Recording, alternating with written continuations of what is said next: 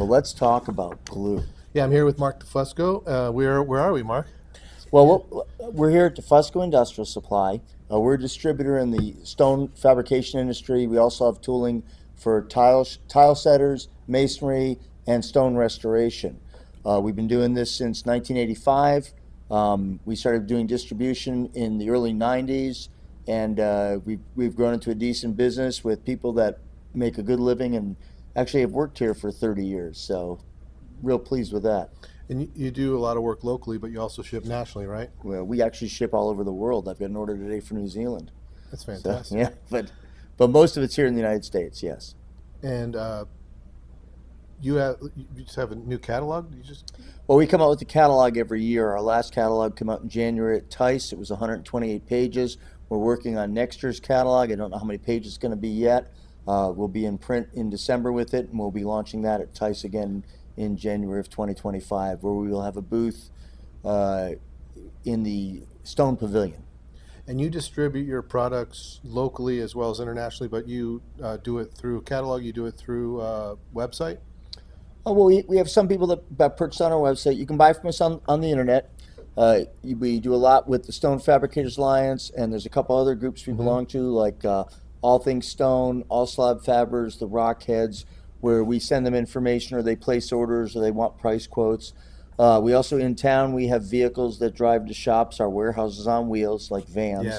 And that's fun too. I've got 3 full-time guys that do that and make a good living at it too. Plus, we also have a CNC department, and we have 2 full-time factory-trained techs that go out and sell our CNC tools, which are OMA system. We carry the world's fastest saw blades, Wodium, and the world's fastest CNC tools, OMA system. We call it our 1-2 punch because by using those, we can increase the fabricators' productivity by 25%, thus saving them a ton in wages. It's one of our focuses. 25% is amazing. We buy a lot of products from you, and one of the things that really impresses me is that you're always the products that we purchase are always there. You always have them in stock, and so that, like, for me, I know maybe I'm buying mostly adhesives and things like that, but it's, walking through your warehouse today, you have a lot of inventory, and you have a lot of inventory that's ready to ship. So that's pretty impressive. Well, we have too much inventory, so everybody watching this should place an order so we have less inventory. So I really wanted to, one of the real reasons I wanted to talk to you today was about adhesives. There's a lot of confusion out there about adhesives, and we had a conversation at TICE this past TICE, 2024, and I was mesmerized by the not mesmerized, but I was, you had me at the edge of my seat. Yeah, we're live. What's up? Oh, go ahead. You can go around us, can you? Yeah.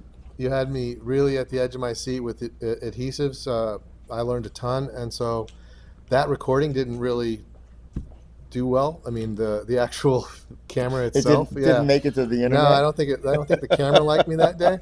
So I figured we could do that again, and you could talk to the folks out there. You could talk to specifically. I was on the stone restoration page. I don't know if you monitor that page. Yeah. Facebook Lately, page. I don't have time to monitor any pages, but yes, I am a member of that group. Yeah, so I was on that page, and somebody just posted something. Let's talk about adhesives. It was literally. I commented on the post because I saw some bad information on it. Yeah. There was some information that was posted that was just basically. It would have been good information in the 90s. Yeah, it would have been good information in the 90s. There's so much more. So I thought that we could have this conversation and we could clear up a lot of confusion about adhesives. And the best person I knew to talk to was you. Well, thank you very much. I appreciate that. So let's talk about adhesives. Let's talk about adhesives. All right, in the stone industry, there's 5 basic types of adhesives that you use, not including sink adhesives. I've got them behind me here, and I'm going to stand up and show. So, like, these are all glues that are used in the industry. Do you know what these glues are? Let me get out of the way so you can take a look. Okay, that's a good look. So, So anybody that said these are epoxies, please pay attention, because some of these are, but most of them aren't. And that's one of my pet peeves is there are some people in our industry that think any two-part glue is epoxy. Yeah. And the problem with that is that all these glues have specific purposes, and if you use them incorrectly, you can have failure. You can have lots of other problems. So I'm going to go through, like I said, there's 5 basic types of glues that we use in the stone industry, not including sink adhesives. And from weakest to strongest, those would be cyanoacrylates, methacrylates. I'm going to identify this by the solvent, but styrene-based glues, which include polyester resins, acrylics, and vinyl ester resins, urethane glue, and then epoxy, and that's from weakest to strongest. Well, let's look at each one of these individually. Now, these are 2 brands of cyanoacrylate that we get in. Tenex has a kit, and then we get these from Parsons, and they're great glues if you want something that you can put on, will get hard fast, and give you a good bond. The biggest problems with cyanoacrylate, one of the physical properties is that it continues to harden forever until it breaks itself. And I know that sounds really strange, but you all seen the super glue commercial where the guy's got a hard hat on, he's hanging from a beam and kicking his legs. But if you went up to that hard hat a year later and just swatted it, it would fly right off, because like I said, it continues to harden until it gets brittle and breaks itself. Another downside of it is that it traps oxygen in the stone with the moisture, and that oxygen turns and becomes green. We call it a bloom. It's a bloom, yeah. Yeah, and people are like, well, no, I don't get the bloom if I use this particular type of spray-on accelerator, yeah. right? But it doesn't need an activator. If you were to put this on stone and let it sit there for 15 or 20 minutes, it's going to get hard without an activator. The activator's nice because it's 20 seconds until you're scraping it with a razor blade. But it's not this that causes the bloom, because I can make a bloom on certain stones with just this, because it traps the moisture in there with the oxygen and it turns it. Basically, I don't know if it's a mold or an algae or whatever, but it has a growth that turns green. And you may disagree with that. I'm stating facts. So you can disagree, it's okay. That's why you don't see it for 3 days, because it takes that long for the chemical reaction inside the stone to happen and for it to turn green, whatever you want to call that chemical reaction. The only real purpose this has in the stone industry is because it's fast and it's strong initially, is you can use it for gluing 2 pieces together while the real glue, the more permanent glue underneath it, is setting up. That's a good application for it. But using it for, I heard a guy once say he makes his seams out of it, and that's crazy. That's nuts. You know, and if you've ever used it and gotten a bloom, I don't know why you're still using it. There are other glues just as fast that won't turn green, and they're stronger adhesives, but we'll get to that. So this is cyanoacrylate. Now, the next type of glue I want to talk about is methacrylate, and this is one brand of methacrylate.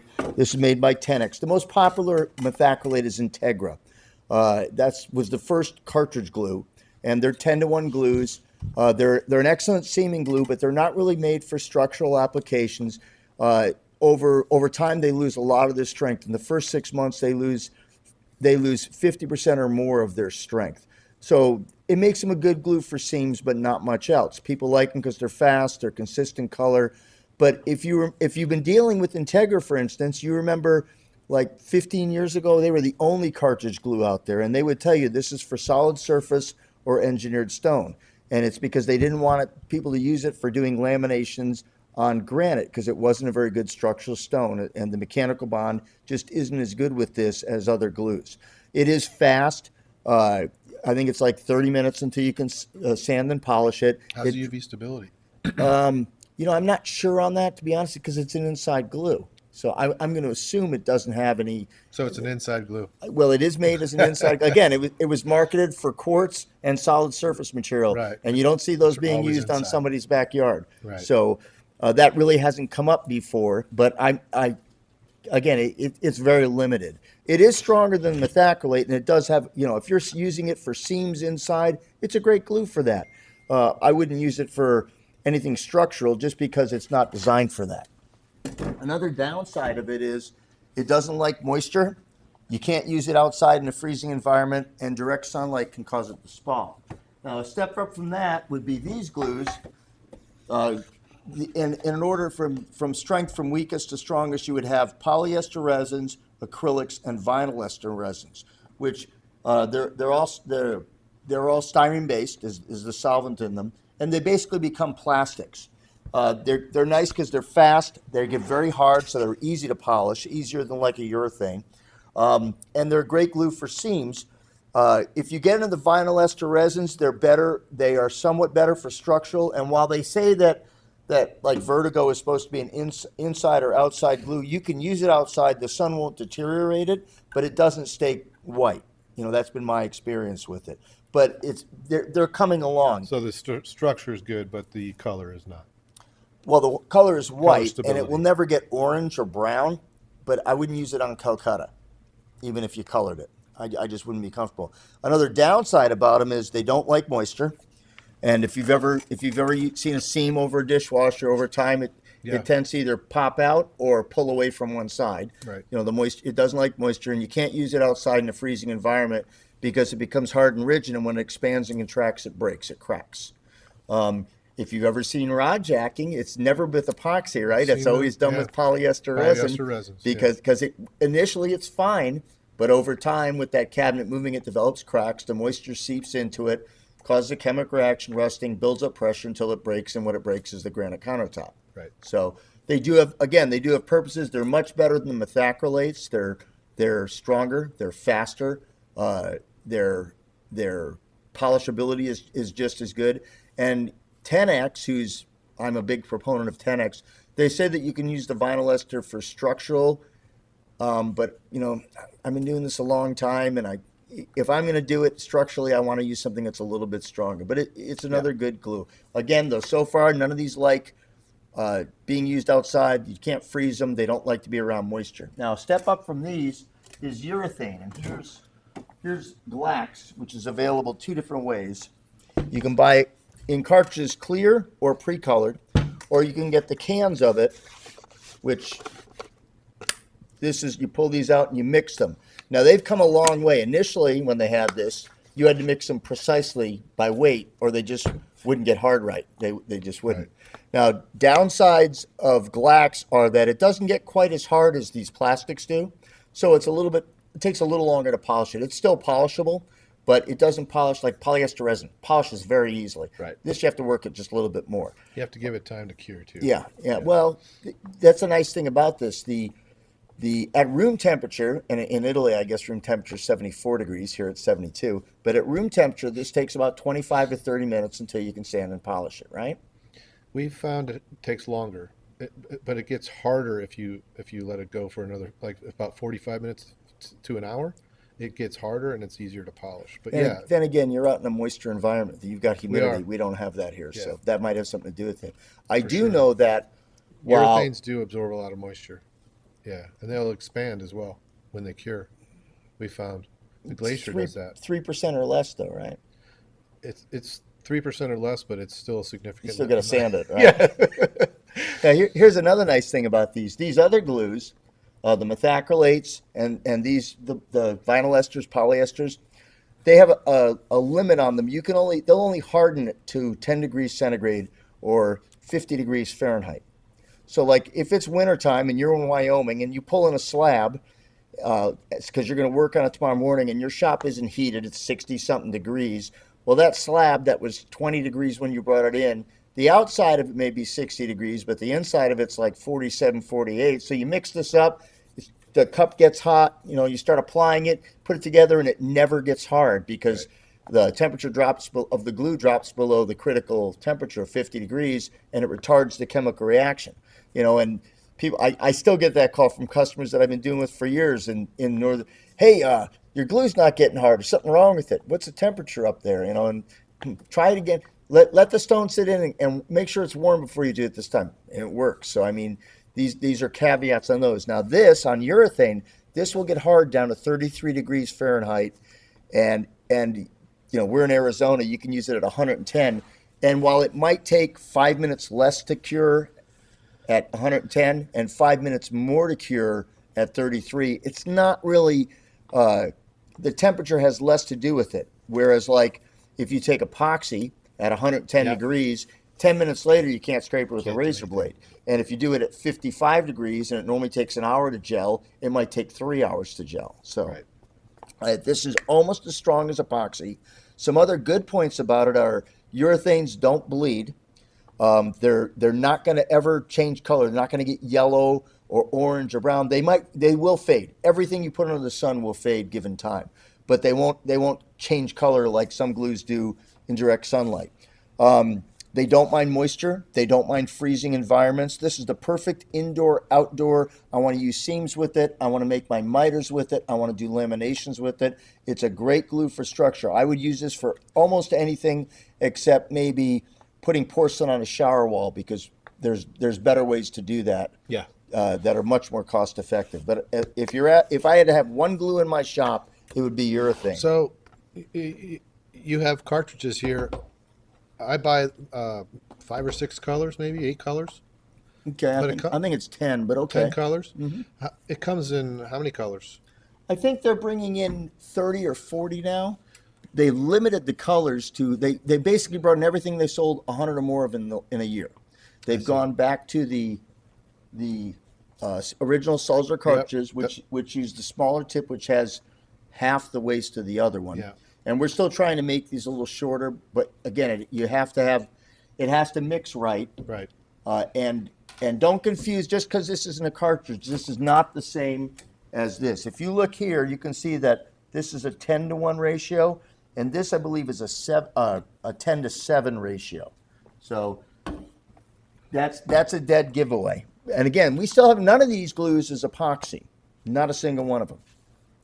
The cartridges too, they come in. I just wanted to, just people out there that use the whites, they use the clears, they use the translucent. So it comes in both colored and translucent. Yep. Right.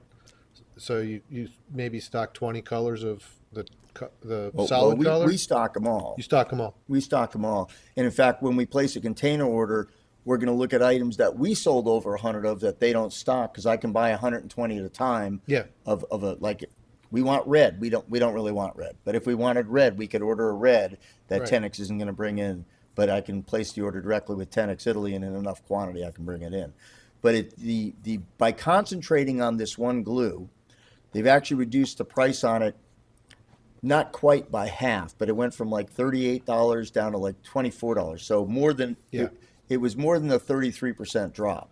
And they're going back to the original cartridge, which means that there'll be less glue waste, and there's still more work to be done on it, but I like the way they're going in that direction finally. And We use a ton of it. You were a part of Absolutely love that. it. So yeah. Yeah, I mean, I'm honored to be a part of it, because the product itself, you know, I've used other urethanes, but this one is so consistent. The cure time is very, like, you can predict it to a minute, really. Even though when I train my team, I always tell them they have to take an hour, just because it's just like, for us, it's always, we want it to be as hard as possible. Well, that allows you to polish it better. And too. also, there's times when you glue something here, and then you glue something here, and you glue something, and you don't know when you glued it.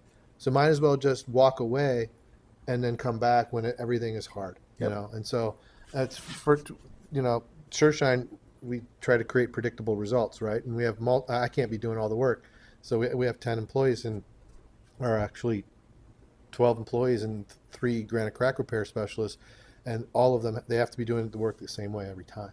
And so we let them go for an hour, but the having the 10 colors that you that you sell us, they're so predictable and so easy. I can't tell you how much I like Glax. And the beautiful thing is, let's say you get a red. You can always take this and take a universal quiet water-based color and make the color you want. Yeah. And this one takes a little bit longer. There's 3 different grades that So that's Tenex 1-to-1. produces. Yes. Yeah. Yeah. And this is made to be more forgiving. Yeah. The original cans, like I said, you had to weigh them out. This has a much greater margin of error for the user. I'd love to see a pour spout on the one that's liquid. It's not liquid. So so they must have changed it, because we had an AB that was Like one of them was very, very low viscosity, and the other one was knife grade. Well, what they've got coming out now is even better. They're going to come out in tubes, a tube of A, tube of B. Yeah, and you just squeeze it. And you just squeeze them out, That's put so your great. color, mix them together. You still get the same work time. There's 3 different grades though. There's the standard grade, which is this one, and this one is they say it's 45 minutes until you can sand and polish it. There's the fast, which is, again, I'm in Arizona, it's not humid here, 25 to 30 minutes until you can sand and polish it. And then they have a crack filler in clear only. It comes in a little 50 mil tube, and that's 6 minutes or 7 minutes until you can sand and polish it. And again, it might be an extra minute for you if it's a humid area, but they work really well. And they used to have a problem with them going bad and stuff. You know, here's the fact. I've sold this glue, and well, we have your color, but it's 7 years old. Let me test it, and we do. We test it right up here, and you know, if it doesn't work, we just throw it away. Yeah. But I've actually had Glocks that was 7 years old that gets hard. The ways to avoid it not getting hard is don't leave it in your truck in the summertime, because what goes bad on them isn't the resin. What goes bad on them is the hardener. Just like when you've got a can of glue, you got a 5-gallon bucket of glue in the back of your truck, and a tube of hardener, and the tube of hardener sitting in the back of your truck, and the sun's pounding on it, and it's benzoyl peroxide, it goes over, it goes bad. Right. And the catalyst is what goes bad on these glues. So, well, the polyester resins, when they start going, they start from the top down and getting thicker, and you have to peel that off and get to the pliable stuff underneath. But I think that the only real downside of urethane is it's the most expensive glue ounce for ounce. But I think what it does far offsets that, especially since, you know, if you're doing a kitchen and it has a 75-foot kitchen, you might use 2 of these. You know, so you're buying $50 of glue, and you're going to get the same color. So you don't have to worry about your guy color matching it and making it, well, this was good, but that part's too dark, and the customer complains about it, you know, because if the seam is too dark, it's a bad thing. You don't ever want to use transparent on white material, because unless it's perfect, unless your joint is perfect, you're going to see right through that clear glue into the void behind, and it's going to look like a dark line. Now, if it's medium dark or darker, like you can see we have some stone in this office, and if you've got, you know, Dakota mahogany, tan brown, yeah, these are colors that aren't readily available now. Even stuff like, what's that, fantasy brown. You know, medium or darker, you can use a clear if you've got a good joint. But if you're doing anything like this, and you put that into a joint, all you're going to do is look right through it into the void behind it. It's going to look like a black line, so don't do that. The last glue I want to talk about is epoxy. And these up here, these are all epoxies. So we've got epoxy and cartridges. This is Eliox. We'll talk about that in a little bit. Revo and Domo by 10X, these are good ones. This is Rocket Gel, which is a fast-setting epoxy. This is Lamlock, which we sell for laminations.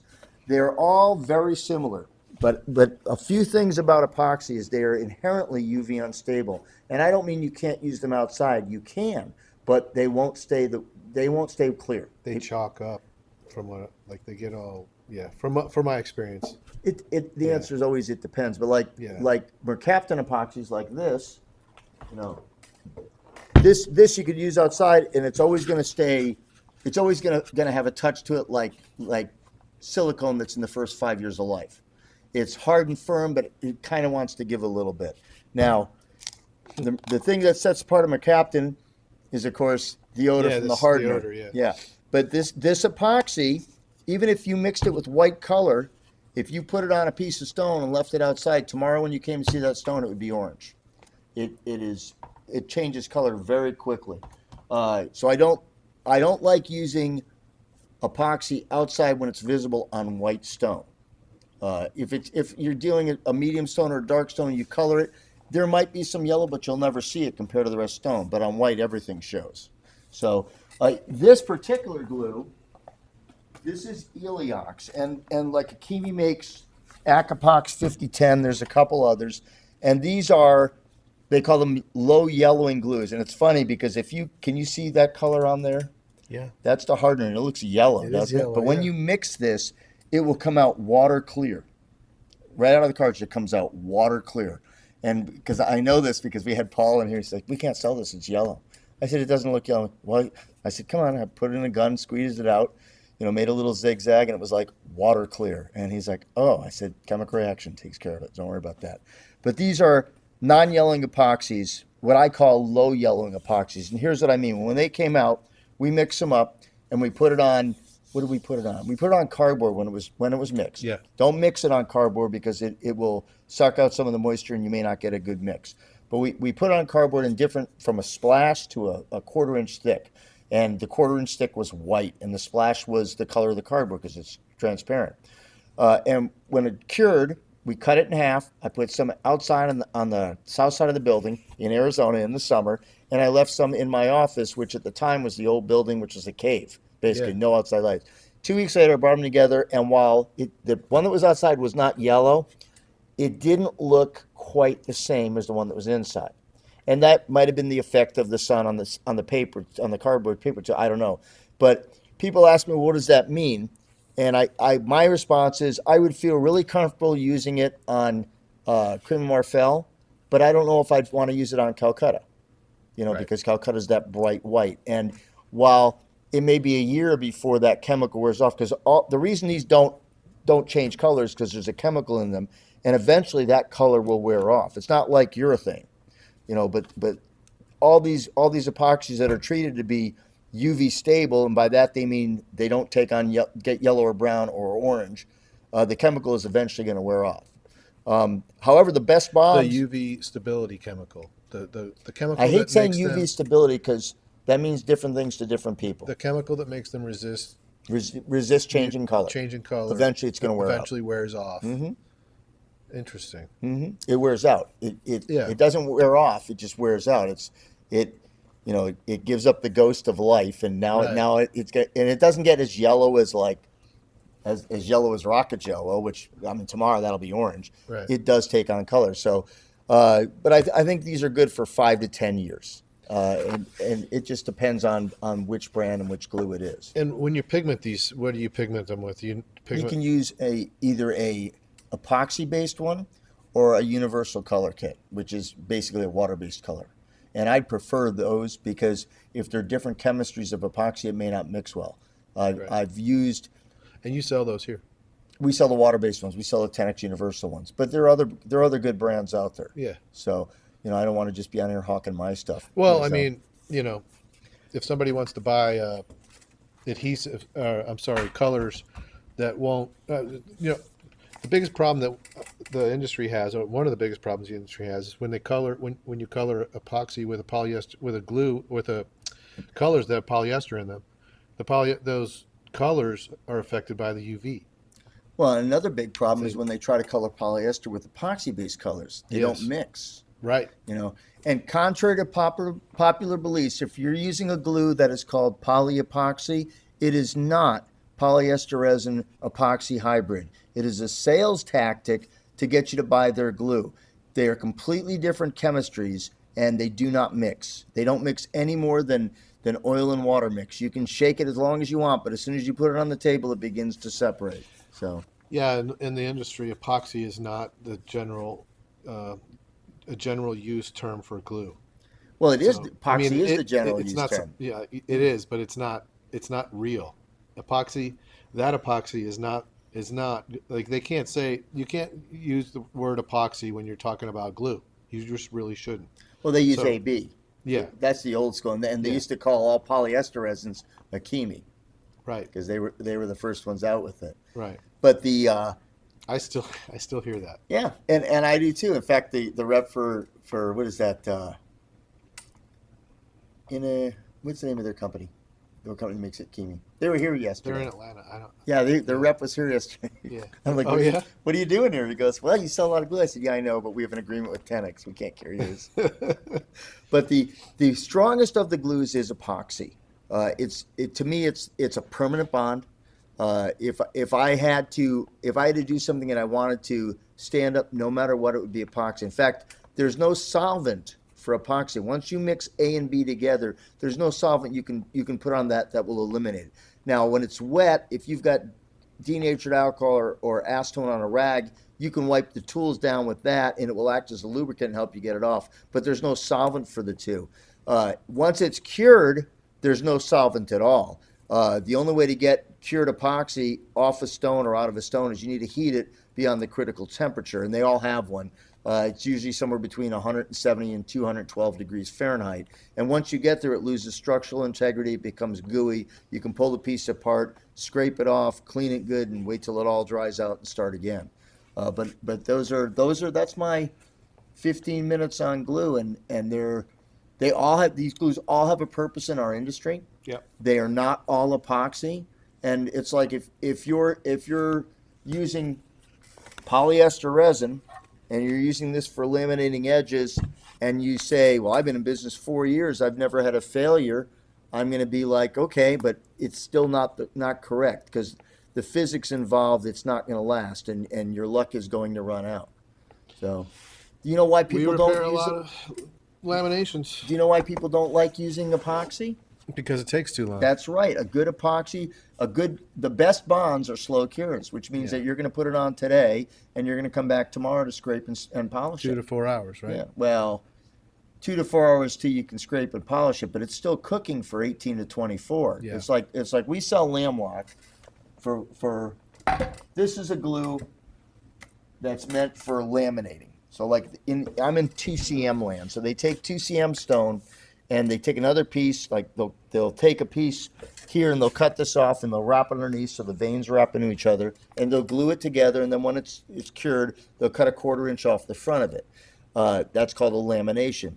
And they use this because it's a clear glue that doesn't bleed, and it's very effective for them. Now, at 75 degrees in about 60 to 90 minutes, this is hard enough that you can sand and polish with it. And if you're using it outside in the summertime, in like 20 minutes, it's too hard to scrape with a razor blade. In fact, I've done some outside in the summertime here, where after you mix it, you put it on there, you clamp it up. By the time we got the clamps on there, the stuff that was oozing out was hard. You couldn't scrape it. We had to chip it all off. So at room temperature, you're talking 60 to 90 minutes before you reach. They're usually closer to 60 than 90 because, again, it's Arizona, it's drier, and we don't have, room temperature here is a lot harder than most places. Yeah. But it's a good solid. If you want something that's going to be strong, that's great. But even though after an hour you're working it, this is still cooking until tomorrow. It's still curing, and I wouldn't put it on a machine that's going to apply pressure to it. Until tomorrow. But you want the glue to be cured so it's strongest. Yeah. So, and even though this hardener is amber colored, when you mix this together and you apply it on a stone, you could use this on a light colored stone, uncolored, and it would never look this color. It would look clear. So in essence, epoxies are a 24-hour until you're going to put them on a machine, like a CNC machine or something that's going to unless you're doing something like this, which rocket gel is meant to be a fast epoxy. It's hard enough to work in 30 minutes, and the cure time on it is, I believe the cure time on this is about 12 hours. But it has its drawbacks. The faster something cures, the less strength is involved. Right. Mercaptans are excellent for repair work. We sell a lot of those for doing quick repairs because they're not sitting there all day waiting for it to get hard. We also sell very, very non-viscous epoxies for doing crack repairs, and they don't repair the top of the stone. But if you've got a crack, like a hairline crack, that come off of a corner and you don't want it to continue, they'll pour it into the crack. Well, they'll mask it off and drip it in there and let it ooze in overnight. But after 6 or 8 hours, that's still liquid. It's not even close to hard. So just a different viscosity, and it's got other chemicals in it to allow it to be less viscous, like xylene, things like that. But once it's dried, which is definitely 24 hours later, it will prevent the crack from getting larger. It doesn't do anything about how the repair looks on the top, because there's nothing left on top. It's all in the stone by now. So, right. But don't just call it, because it's a 2-part glue, don't just call it epoxy.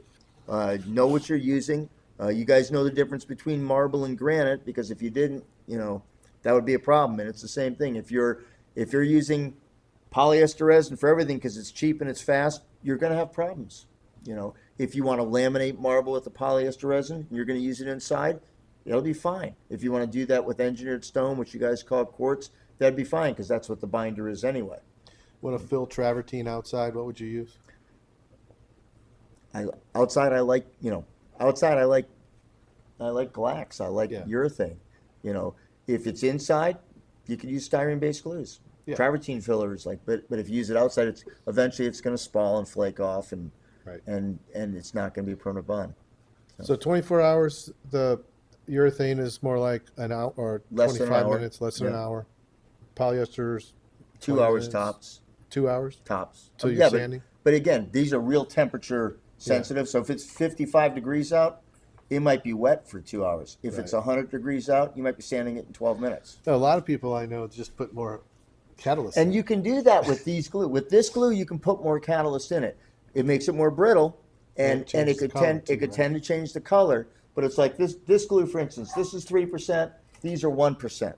Okay. Well, actually, this is 3%. This is 1%. The new Vertigo is 1 to 2%. Okay. And with this one, if you put 3% hardener in there, it'll get yellow. Too much hardener. But if you run 1% on this, in 15 minutes, it's gelling up to where you can start getting ready to razor blade it. And all these glues go through 4 different stages. The wet one, when you just mix it, and then when it starts to gel up, it goes into a rubber stage. And the rubber stage, you can basically take a toothpick and you can pierce it with it, and it'll bulge up around the toothpick. Then it hits the plastic stage where you can jam a toothpick into it, but it doesn't bulge up. It just compresses the glue that's below it. And then the cured stage where it's going to break anything or break a toothpick, not break anything. But they all have different applications, and it's like I'll be on Facebook and somebody say, well, I used my epoxy for this and it did this, and the reason it did that, it turned, it broke outside on your barbecue, and the miters came loose. Well, what kind of epoxy is it? Well, it's I don't know, but it's got a toothpaste tube hardener. It's not epoxy. It's not epoxy. Yeah, you shouldn't be using it. And you guys should know this stuff because it's your business. You are responsible to make sure that these products work. And there's too many. I was talking to Jeffrey Grant, and he said this. He said, you guys, he was talking to a bunch of fabricators. He goes, you guys worry about the price of your saw blades and stuff like that. And that's good to be cautious about your prices, but these guys that are selling you the saw blades, they know a ton more about them than you do. You would be better off running your business. And part of running your business is knowing your materials. Yep. If you're still buying, India Black Absolute granite, which is not granite, it's gabbros or basalt, and you're wondering why it keeps getting water rings on it, it's because you haven't done the research on the materials that you're using, and the calcium carbonate content is too high, which what you're seeing is etching, and true granites don't etch unless you put HFL on it, Right. which attacks silica. So this is all part of knowing your business, and the more knowledge you have, the better you can do this stuff, and the more you can charge. And we had a situation where I had a lawyer call me last week, and he had a crack in his countertop, and I said, can you send me a picture? And of course it ran along the sink? the apron of the sink. And I said, you probably have a metal rod. And no, I don't. I said, okay, well, can you see the bottom? He goes, yeah, but I can't see a metal rod. All there is a strip that's got glue in it. And I said, well, inside that glue is a metal rod, and the glue is polyester resin. And what's happened is that somewhere along the way, your floor shifted or your cabinet shifted and it cracked it. It's got moisture in there. And what happened is this. And I told him the whole thing. And he's like, well, what do I do? I said, if I were you, I would get a professional, because I can sell you this glue and it'll look good for a week or two or a month or two. But eventually that's going to continue to do what it's doing, and this is going to all break. So the proper procedure would be, Cut it out. go underneath, Yeah. cut out the metal, fill it in, polish it so it looks, innocuous. And he's like, well, how do I do that? I said, you don't. You're a lawyer. You do what you do, and you let somebody else do this. So rather than sell this guy a nightmare, which is what it would have been, Yep. who did I tell him to call? He was in Hartford, and I told him that he could check with Stu, because Stu Yeah. used to work out a lot out in New Jersey and would know people there. And I referred him to somebody I knew in Enfield, which is a suburb up there. So, Yeah. because, knowledge is important. And if you're going to make good money in this industry, if you're going to charge, if you're not charging $25 a square foot for your stone installed and you want to make real money, you need to know what you're doing. And that's part of it. Using the right glue is very important, and failures are expensive, especially if they hurt somebody.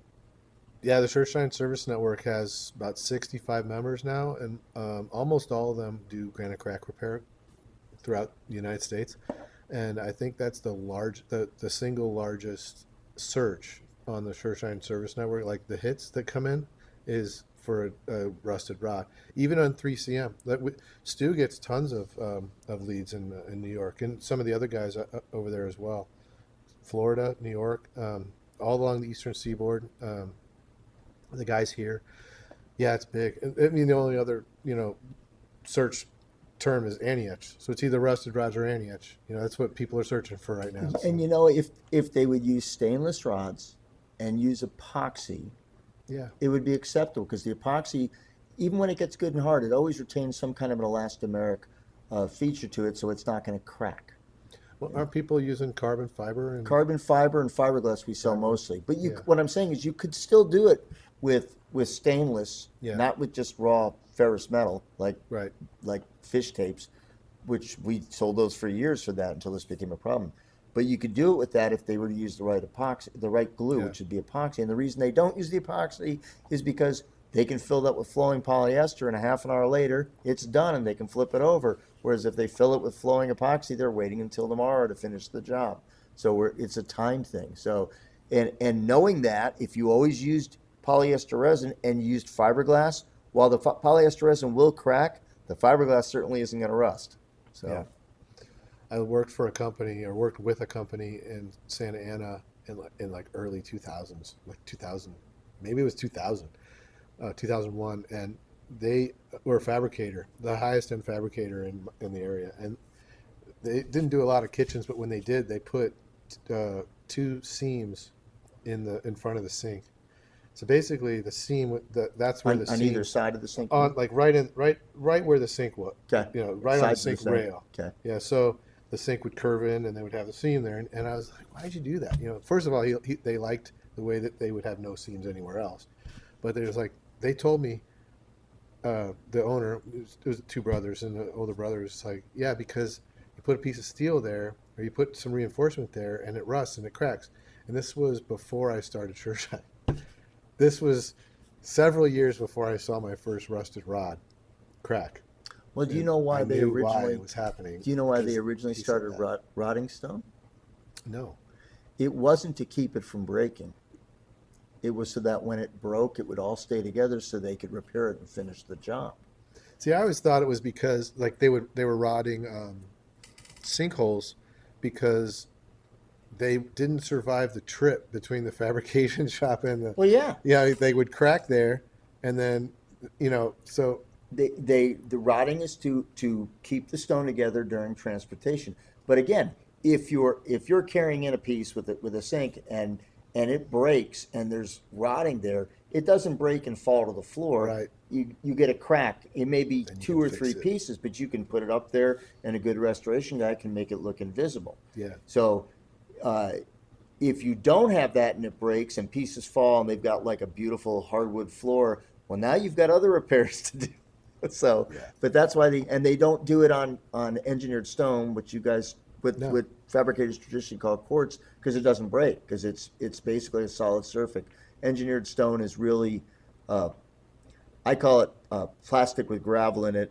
And I was talking to Buddy Entre about it. He's got a friend that calls it glued together gravel, which is really what it That's is what when it it comes is. down to it. Yeah. So, I've seen a couple recently rod repairs in marble, but it's super rare. I had a anti-etch guy in Northern California send me a photo. He said, "What's this?" Because he was literally doing the anti-etch, and I'm like, "That's a rod. You have to take that out before you put anti-etch over it."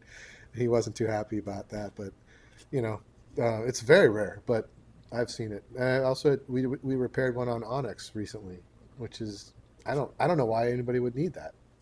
It holds Again, together pretty well. it's meant so that from the time they take it out of the fab shop to the time they install it, if it breaks, it keeps it together. That's the Yeah. only it does. You can't make a stone stronger by cutting holes in it. Yeah. Yeah. So I mean, by cutting those slots, and I've seen rotting jobs that have 4 slots in front, 4 in the back. And you're not making the stone stronger by cutting into it. You're making it weaker. All it does is since it's already, if you've got a hole in it, you've got a 4-inch rail, you've already weakened the stone. So Right. they just do it so that in case it breaks, okay, it cracked here, we can fix that. You know, and if you can fix it so the customer can't see it, you get paid. And that's what it comes down to. So how do they get a hold of you? We're Defusco Industrial Supply. You can find us on the internet. Our phone number is 800-289-6834. My extension is 100. If you have questions, I've been doing this for a while, and while I don't consider myself an expert, I know a whole lot about a whole lot of things. So, and I'll be happy to help you. But if you hit me with something I don't know about, I've got a bunch of other employees here that may have experience on it. We'll be happy to let them help you out too. Pleasure, man. I Hey, really appreciate thanks you. a lot. I appreciate it. Yeah, It's thank fun. you for doing this. Yeah. Now I got to go practice guitar for the choir tonight. So Good luck with that.